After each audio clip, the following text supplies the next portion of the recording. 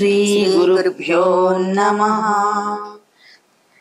శ్రీ గురుదేవా దత్త స్వరూపా మానవ రూపధరా ఋషీశ్వర పూర్వ సనాతన ధర్మోద్ధారణ భక్త సముద్ధరా పావన చరణ. మన పరిశోధన బృందంలో ఒకరైన లక్ష్మి ఇంటికి ఒక పెద్ద ఆయన బియ్యం బస్తా తీసుకొచ్చి ఒక పేరు అడుగుతారు బియ్యం వాళ్ళకి ఇవ్వడానికని. వాళ్ళు లేరయ్యా, ఇక్కడ ఖాళీ చేసి వెళ్ళిపోయినారు అని చెప్పడంతో ఆయన వెళ్ళిపోతూ ఉంటే తనకెందుకో గొలగముడిలో ఉన్న వెంకయ్య స్వామిని చూచారా అంటే, అమ్మ మాది మడపల్లే, స్వామివారు మా ఇంట్లో ఎప్పుడూ ఉండేవారు, మా నానమ్మ తాత స్వామివారిని సేవించుకున్నవారు అని. మా అమ్మ 90 సంవత్సరాల వయసు, ఇంట్లో ఉంది, ఆమెకు అన్ని విషయాలు తెలుసు, మీరు కానీ కలిస్తే ఆమె వివరంగా చెప్పగలదు అని అద్భుతంగా అతను స్పందించారు.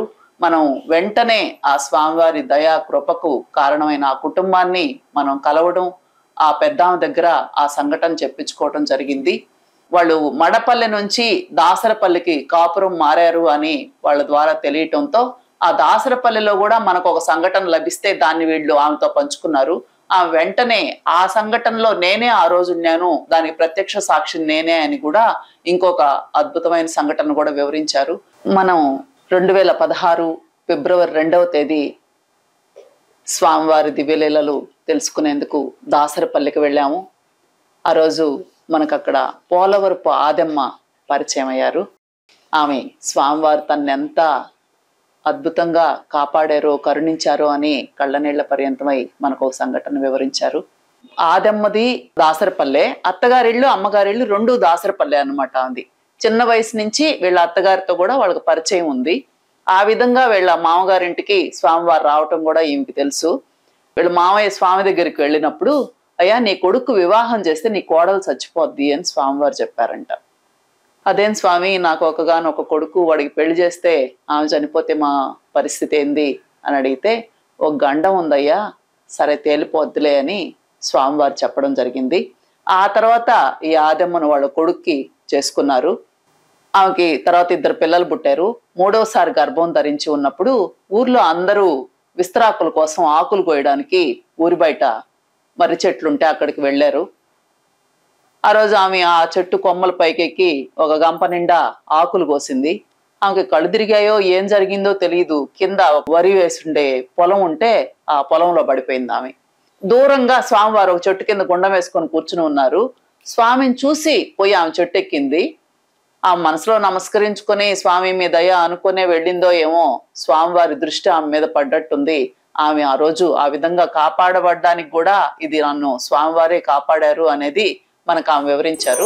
మీ పేరు ఏం చెప్పండి? నా పేరా ఆదమ్మ. ఇంటి పేరు? పోలవరపు ఆదమ్మ. మా మామకి చెప్పి ఏమని చెప్పాడంట, నీ కొడుకు పెళ్లి చేయాలని వచ్చినవు, నీ కోడలు బతకదు పొమ్మన్నాడంట. ఏంది స్వామి, నేను నిన్నే నమ్ముకోను. నేను మీ మామ పేరు చెన్సయ్య. ఆమె ఏమంటే ఆడ పాళెం ఇప్పుడు లేదులే, అక్కడ కట్టుకొని ఉండరు, లేచిపోయినాక.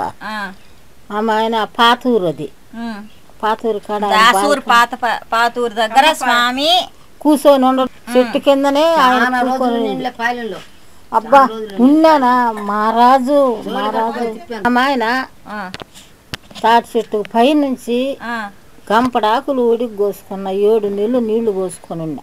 7 నెలలు నీళ్లు పోసుకొని వాళ్ళందరూ పోతా ఉంటే మా అత్త మా మామ అదే గండం ఉన్నాడంట స్వామి, మీ భార్యకి గండం ఉంది అని చెప్పాడంట.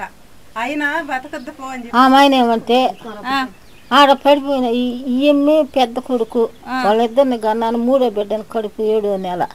ఆడికి పోయి నేను స్వామికి దండం పెట్టుకొని ఎక్కిన. స్వామి నువ్వు ఆడ ఉండవు, నేను ఏడు ఎక్కుతున్నానని. ఆమెను తిరగొట్టుకొని పడిపోయిన.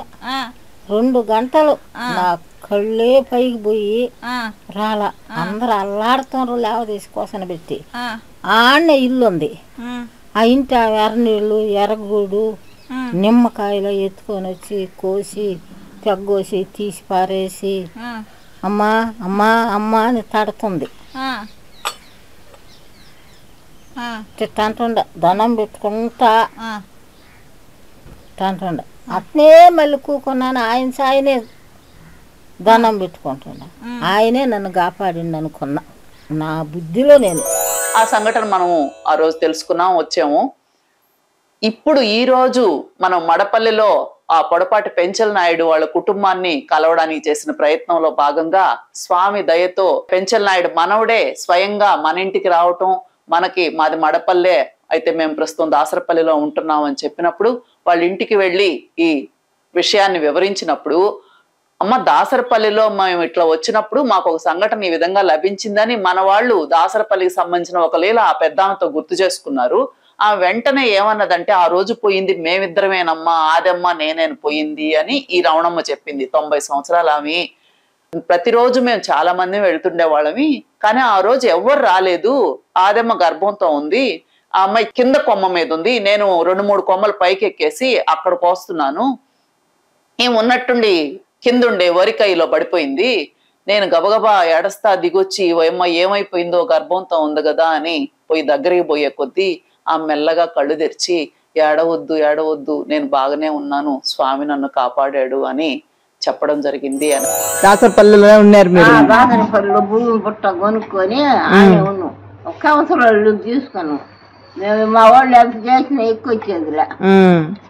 నెల్లూరుకి వచ్చేసాను. 81లో వచ్చిన నెల్లూరుకి. అప్పటికి వెంకటేశ్వర ఉన్నాడు. బాగా తెలుసు. ఆగ్రాన్ దాసూరికి వచ్చి పోవాకు ఇంకా రాలే. దాసూరికి వచ్చి అప్పటికి డోరియాలు తెచ్చారు నడిచేదిలా.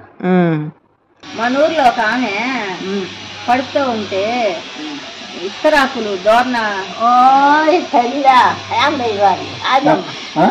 ఆదమ్మ ఆమె నేను ఇద్దరం పోయి ఇస్తరాకులా పై కొమ్మని నేను ఉన్నాను, కింద కొమ్మని ఏమిగా వస్తుంది. కడుపుతో ఉంది. వాడి పేరు సూర్య ఏదో పేరు. ఇప్పుడు అమ్మాయినాడా కట్ట మీద చుట్టూ పడి కట్ట మీద పోయి కైలో పడింది. వరికాయలు వస్తారు నువ్వు అప్పుడు పైరు పెట్టలేదు. నాదరా దిగి వచ్చి లేవనిచ్చి అమ్మ నేనేం చెప్పాను, చాలా మంది పోయేగా మేము ఇద్దరం పోయినాం అని అరుస్తుంటే, అక్క నువ్వు బాకు నాకేం చెప్పబాకు అన్నట్టు ఆ దేవుడు ఒక్కరు స్వామి అప్పుడు ఎదురుగున్నాడంటే వెంకయ్య స్వామి దెబ్బతగలేదు. వచ్చి సొంత చచ్చిపోయింది. అవును, నా కాడికి చిన్నదేను. ఆదమ్మోళ్ళ ఆడబిడ్డ వదిన ఆమె. వాళ్ళ అన్నలు బిడ్డలు. అది విన్నప్పుడు మా ఒళ్ళు గగురు పొడిచింది. ఎక్కడ స్వామి లీల మనకు లభించటం, ఆ రోజు అది ప్రత్యక్షంగా చూసిన ఇంకో వ్యక్తి ఆ కుటుంబాన్ని కలుసుకోవాలని మనం ఎంతో తీవ్ర ప్రయత్నం చేస్తూ ఉన్నా కూడా అది స్వయంగా మన ఇంటికే వచ్చి ఆ విషయం తెలపడంతో పాటు బహుమానంగా ఇంకొక లీలను కూడా మనకి అధికంగా ప్రసాదించినట్టు ఈ సత్సంగంలో మనం ఈరోజు ఎంతో అద్భుతంగా, ఆశ్చర్యంగా, ఆనందంగా ఫీల్ అయిన ఈ లీలల్ని ఈరోజు మనం వివరించుకున్నాము. దాసరిపల్లెని ఒక ఊరుంది. అక్కడ పల్లె అంతా చిన్న పల్లెలు, అంతా పేదవాళ్ళు. పెద్ద పేదవాడు చిన్న పేదవాడే కానీ అందరూ పేదవాళ్ళే. ఒక అమ్మాయికి గర్భం 4 నెలల్లో ఎంతో గర్భం. ఆవిడ గారు అందరూ ఆకులు కోసుకోవడానికి పోతుంటే నువ్వెందుకు పోవు అన్నారని ఆమె కూడా పోయింది. పోయిన తర్వాత ఒక పెద్ద ఎత్తైన చెట్టు మొత్తానికి ఎక్కేసింది. ఎక్కిన తర్వాత ఆ పని చేసుకుంటా ఉంది. ఒక సందర్భంలో కొన్ని చోట్ల మన జిల్లాలో ఇస్తరాకులకు ఉపయోగపడే ఆకులు తీసుకొస్తారు. అవి వచ్చే సమయం అది. ఆమె ఆ ఆకులను కోస్తోంది. ఎక్కడో పట్టు తప్పి పడిపోయింది. ఆ పడడం కింద పడితే ఏమవ్వాలా? కానీ ఆమె అదృష్టం చెప్పనా, కొద్ది దూరంలో వెంకయ్య స్వామి గుండం వేసుకున్నాడు. ఆమె ఎక్కేటప్పుడు మధ్యలోనూ పైనుంచి ఆయన చూచింది. తెలియకుండానే ఆమె అంతరంగం స్వామికి నమస్కరించి ఉండాలి. కింద పడిపోయింది. ఇది మనం ఇంతకుముందు ఆ సంఘటన చెప్పుకున్నాం. అది మన గ్రంథంలో రాసుకున్నాం కూడా. కానీ ఇప్పుడు ఈ సంఘటనలో ఆమె కంటే కొంచెం పైన ఆకులు కోస్తున్న తల్లి మనకిక్కడ వాగ్దానం ఇస్తోంది, సాక్ష్యం ఇస్తోంది. ఆవిడ వెంటనే దిగి కిందకొచ్చి ఆ కయ్యలో పడిపోయిన ఆ గర్భిణి అయిన ఇల్లాలిని అయ్యో ఏం చెప్పను వీళ్ళ ఇంటి వాళ్లకు అని బాధపడుతుంటే ఆమె మెల్లగా కళ్ళు తెరిచి నాకేం కాలేదు, స్వామి కాపాడారు అన్నది. అదండి స్వామి యొక్క కృప, కరుణ, అనుగ్రహించే గుణము, స్వభావము మనకు లభించిన ఈ దివ్యలీల ఆయన అనుగ్రహానికి గుర్తులు. ఆ విధంగా ప్రతి చోట ముందు నడుస్తున్నటువంటి చూపు స్వామిది, ప్రసరిస్తున్న వెలుగు స్వామిది, మనల్ని నడిపిస్తున్నటువంటి అవ్యాజమైన కృపా కరుణా స్వామిది. అందుకని స్వామివారి యొక్క అపారమైన దయకు తనువు అంతరంగం పులకిస్తూ మనం ఈ సత్సంగాన్ని చేసుకుంటున్నాం.